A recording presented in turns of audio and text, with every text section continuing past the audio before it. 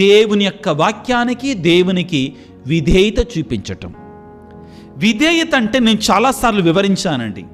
నీ ఇల్లు కట్టేటప్పుడు, పిల్లల పెళ్లి చేసేటప్పుడు, వారికి పెళ్లి చూపులకు వెళుతున్నప్పుడు నీవు దేవుని దగ్గరికి వెళ్ళి ప్రార్థన చేయి. నీకు ఒక ప్రేరణ వచ్చిందనుకో, నిజమైన ప్రేరణ, వద్దు వద్దు అన్నప్పుడు నువ్వు ఆగు.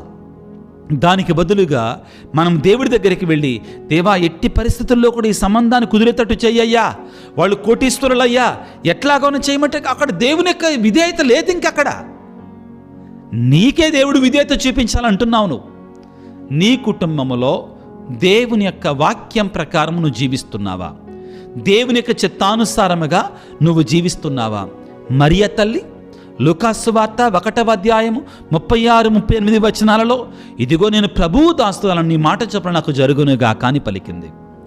యోసేపు గారు పిల్లారా, మత్తయి శుభవార్త 1వ అధ్యాయములో 18వ వచనం నుంచి మనం చదువుకుంటే, దేవుని యొక్క దూత కల్లో కనిపించి నీ భార్య అయిన మరియమ్మను స్వీకరించు అని చెప్పినప్పుడు విధేయత చూపించాడు. ఆ తరువాత ఆ బాలయేసును తీసుకుని ఐగుప్తు దేశానికి వెళ్ళమంటే విధేయత చూపించాడు.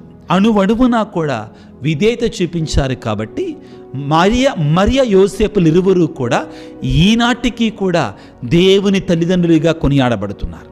అటువంటి ఆశీర్వాదాలు మనకి కూడా రావాలి అంటే మనము కూడా దేవునికి చిత్తానుసారంగా జీవించటానికి ప్రయత్నం చేయాలి, విధేయతను చూపించాలి పిల్ల.